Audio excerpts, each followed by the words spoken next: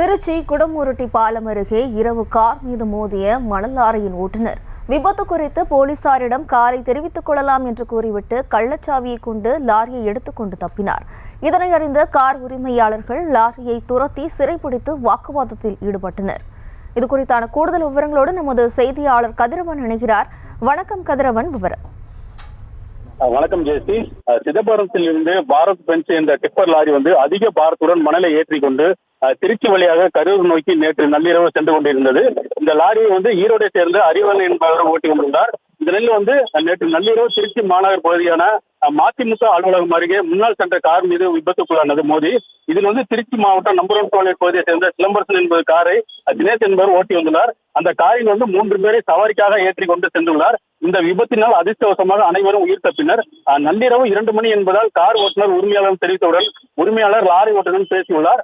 Lorry ஓட்டுநர் காலையில் காவல் நிலையத்தில் புகார் அளித்துக் கொள்ளலாம் என தெரிவித்துவிட்டு சென்றுள்ளார். மேலும் லாரியின் சாவியை கார் ஓட்டுநர் வாங்கி வைத்துள்ளார். இந்த நிலையில் இன்று ஈரோடு மாவட்டத்தை சேர்ந்த அறிவழகன் 11 மணி அளவில் லாரியின் மற்றொரு கள்ள சாவியை வைத்து லாரியை கரூர் நோக்கி ஓட்டி சென்றுள்ளார். தகவல் அறிந்த கார் ஓட்டுநர் மற்றும் உரிமையாளர் கிட்டத்தட்ட 5 கிலோமீட்டருக்கு மேலாக அந்த லாரியை துரத்தி பிடித்து முத்தரசங்கள் அருகே மடக்கி பிடித்தனர். சம்பவ இடத்தில் ஜியபுரம் காவல் நிலைய துணை கண்காணிப்பாளர் பாலச்சந்தர் விசாரணை மேற்கொண்டு விபத்து நடைபெற்ற இடம் கோட்டை காவல் நிலையத்துக்கு உட்பட்டது என்பதால் கோட்டை காவல் நிலையத்திற்கு தகவல் தெரிவிக்கப்பட்டு கோட்டை காவல்துறை தற்போது லாரியை பறிமுதலாக கோட்டை காவல் நிலையத்திற்கு ஓட்டி சென்றனர். குறிப்பாக டிப்பர் லாரியில் அதிக பாரம் மணல் ஏற்றிக் கொண்டு வந்துள்ளதால் மேலும் பின்னால் வந்த இருசக்கர வாகன ஓட்டிகள் வாகனத்தை ஓட்ட முடியாத அளவிற்கு கண்களில் மண்களும் பட்டுள்ளது.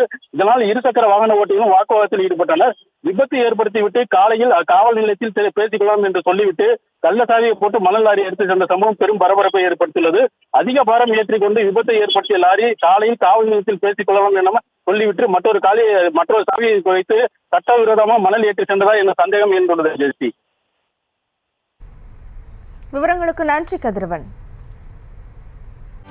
செய்திகளை உடனுக்குடனும் துல்லியமாகவும் தெரிந்து கொள்ள சப்ஸ்கிரைப் பண்ணுங்க.